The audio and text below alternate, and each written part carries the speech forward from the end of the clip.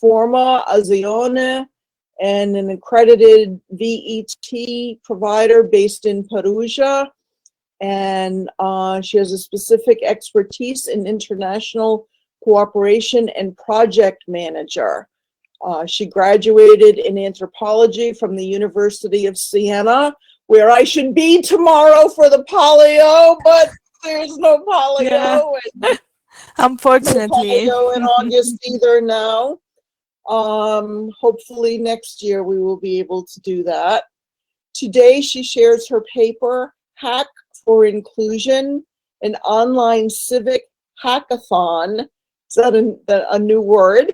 To foster students' protagonism and to improve media and information literacy competencies. Very interested in your topic, and we look forward to your presentation. So, benvenuto, thank you, and welcome. I'll turn this to you. Grazie, thank you very much. Will you show me when I have 5 minutes left, right?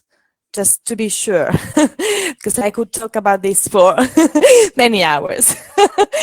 Okay, dear colleagues, it is a pleasure for me to share with you today, as Deb was saying, the story and success of Hack for Inclusion, an online civic hackathon to foster students' protagonism, as it was said, and improve media and information literacy competencies. Before digging into this educational practice, let me briefly again introduce myself. I'm Chiara Palazzetti, and I coordinate the team of the international projects at Formazione in Perugia, Umbria, beautiful Umbria. And I've been working as a project coordinator of the INEDU project in the last years. The project has been financed by the Erasmus Plus program under the Key Action 3, Support to Policy Reform, and specifically the call on social inclusion and common values. It is the result of a longer cooperation among partners from Italy, France, Bulgaria, Croatia, and Slovenia. In order to contribute to build inclusive communities, INEDU has aimed at reinforcing media and information literacy and critical thinking through the implementation of an inclusive learning program, combining non-formal training with participatory and community-level activities. Specifically, the program was named INEDU Engagement Program. Even though it was mainly oriented to develop and reinforce students' and teachers' competencies, the program has targeted a variety of actors at community level in all the countries involved.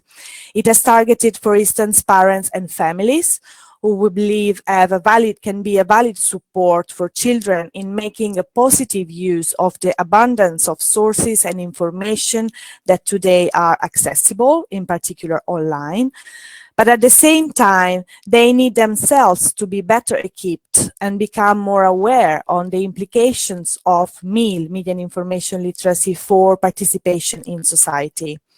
Also, media and journalists have been among the categories that our initiatives has reached out in order to question them, first of all, on their responsibility towards their audience and users, but also to facilitate their cooperation, exchange, and dialogue with youngsters and school as a whole. Last but not least, we have worked to have on board representatives from civil society and public authorities, respectively the first to present to students examples and testimonials on what civic participation and activism can generate as positive impact on communities, and the other to ask for support and visibility. Hack for Inclusion was one of the core activities promoted by the INEDU engagement program in Italy. Overall, the program was structured, as you can see in the slide, in 3 steps.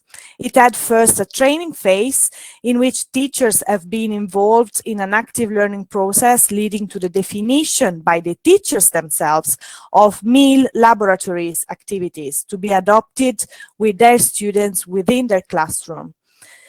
It has been possible thanks to the guidance and methodological support of 10 lesson plans covering the key topics under the MIL, Media and Information Literacy umbrella, developed by external experts. The training would have been then in turn addressed to students. Unfortunately, this was not possible as initially foreseen due to the COVID-19 restrictions, but students have anyhow been accompanied in the period before the hackathons through online webinars with relevant experts, and also by sharing support materials on the different topics by the partners.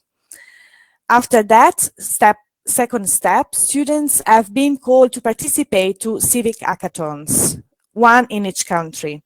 And I am about to tell you more about this in a minute. The winning teams have then been awarded with the opportunity to take part to the online international student camp. Again, it was not foreseen online at the beginning, but we had to adapt our activities. Here I am showing some data about the second stage of the engagement program, the civic hackathons. Namely, partners have organized 4 hackathons, overall engaging more than 60 teachers in the role of tutors out of those that were trained in the first phase, and around 270 students in small teams of 4 or 5 boys and girls, depending on the country. With the intention of opening as much as possible this school experience to external stakeholders and the local community, in each country, experts and representatives from the civil society have been invited to participate, either as mentor, as keynote speaker, inspiring students during their work, or as a jury member. But what is a civic hackathon? It is a competition among students, which in our case, due to COVID-19, took place entirely online, precisely on using the Zoom platform. Competition lasting 2 or 3 days and not exclusively in the regular school hours.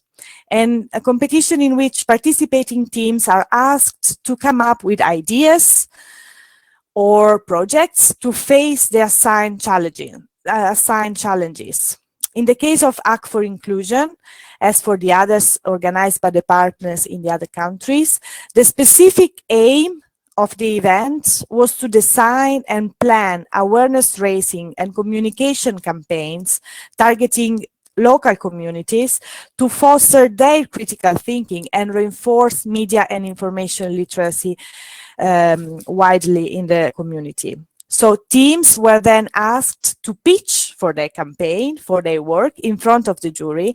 And this session was web streamed and visible to other students, families, and the wider public. A challenge in the challenge for the students. The campaign had to respond to 4 challenges. I am talking now about the experience in Italy. Each team was assigned to one of the challenge according to the preferences that were expressed during the registration phase. The first challenge was focused on hate speech and discrimination.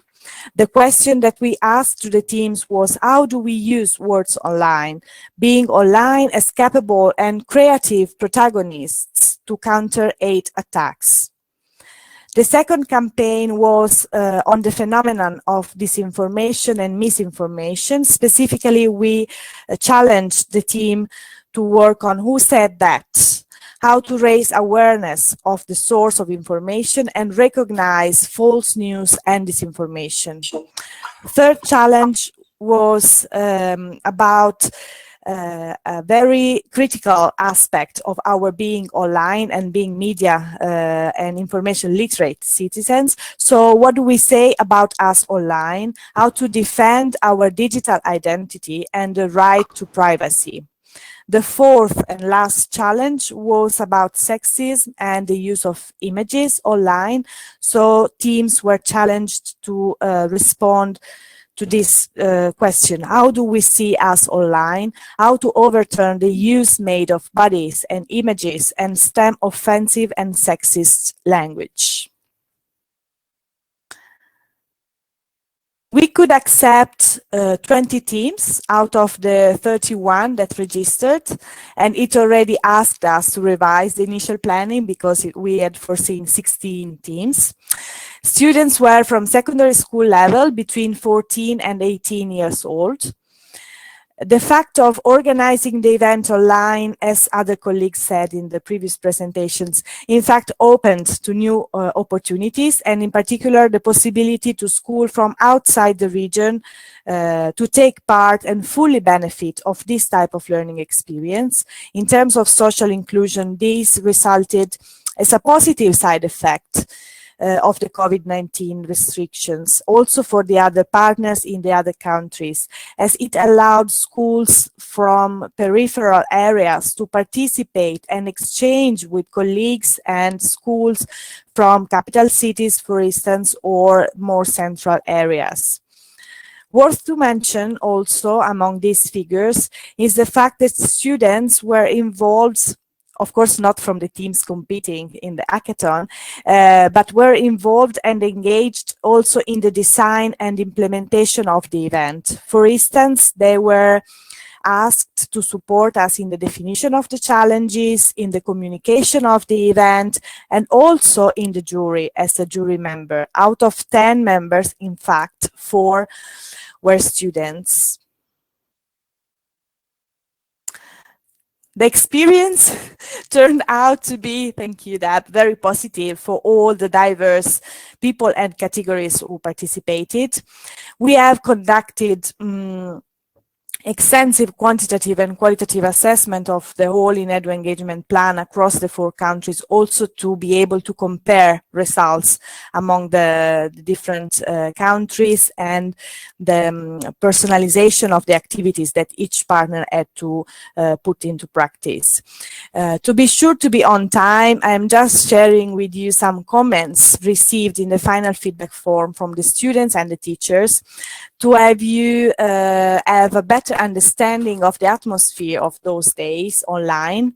So students said that they were learning while having fun, that the experience was very engaging, that it allowed them to express themselves freely and by exercising their emotional intelligence, creativity, and also their knowledge.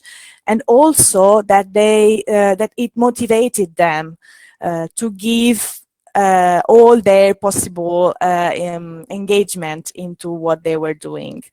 The teachers reported that it was very interesting and useful to exchange and learn from other schools because they had chance to discuss with colleagues about these topics. Also, that they had chance to reinforce some of their transversal skills, and that it was a great stimulus to collaboration and teamwork.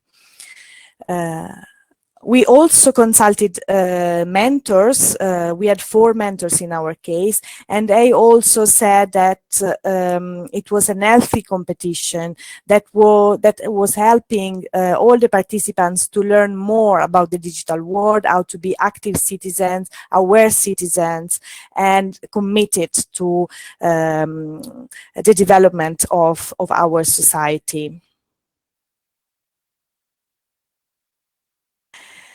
4 campaigns have been awarded, one for each challenge, and the award was a cash award meant to sustain the teams in the implementation of the designed campaigns. This represents, in my opinion, another very relevant innovation of the experience and further pushed, in a way, the capacity of the hackathon to have students practicing their media and information literacy, their being critical citizens, their being active in community.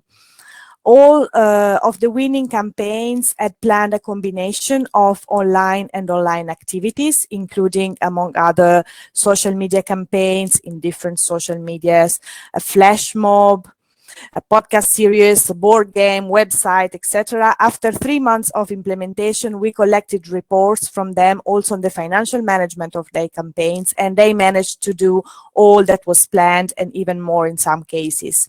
Also, we had contacts with some of the teams who didn't receive any award, and they decided to go on with their campaigns in any case because they were very thrilled about what they experienced during the hackathon. So students could reinforce their meal competencies and critical thinking by practicing such competencies and becoming activists for the development of these competencies that we know are essential for all of us into their communities. To conclude, let me share some lessons learned, which also are a stimulus for us to continue with such activity despite the end of the project. It was an innovative form of online schooling, promoting autonomous learning by students and also applying a project-based pedagogy. It raised awareness among students on their being online, on their behaviors, and on the consequences of such behaviors. It was an opportunity to develop and strengthen transversal competencies for all of us involved. It renewed completely the experience between students and teachers, as the second were facilitating the learning process and also learning from their students. They were part of a team. It created strong and lasting engagement. The implementation of the campaigns demonstrates that. And also it was an enabler for creativity and lateral thinking for the students. Let me really conclude just thanking my colleague, Silvia Liuti, and the colleagues from the secondary school in Perugia, ITET, Aldo Capitini, co-authors of the paper, and great collaborators throughout the whole project implementation. Thank you very much. I am open to all your questions and available for further clarifications. Thank you. That was really exciting. We've got some comments here, a nice gender balance in the slide on the number of participants. I don't know if you can see them, if you had a chance to look at them. Yes, I'm reading now. Nice gender balance. Yes, we paid a lot of attention to this. We believe it is essential to consider this when planning any type of learning activities for students. And we encouraged in the regulation teams to have both boys and girls in their members. And also we try to ensure equal visibility to experts on the different topics. So all the preliminary and preparatory webinars that we made online, we try to invite both women experts and men experts. So to pass the message that also the girls were very welcomed into participating into this type of activity. Questions, comments? I love that I hear things like innovation and practice and critical learning and critical literacy, and definitely this is very active. I mean, all of the sessions in this workshop have been very open and very, very engaging for students. Any other questions for Chiara? I see a comment from Camilla in the chat. So she says that hackathons are very popular in Sweden, however, provided by the companies and during the weekends. Yes, we kind of take this practice from the companies and made them useful for civic participation and engagement. So the idea and the overall structure more or less is the same. What is different is the rationale for participation. So the challenge is not developing an app or service or software, but rather develop a campaign to engage peers, students, or teachers, or parents, or community at large into being more active and aware citizens.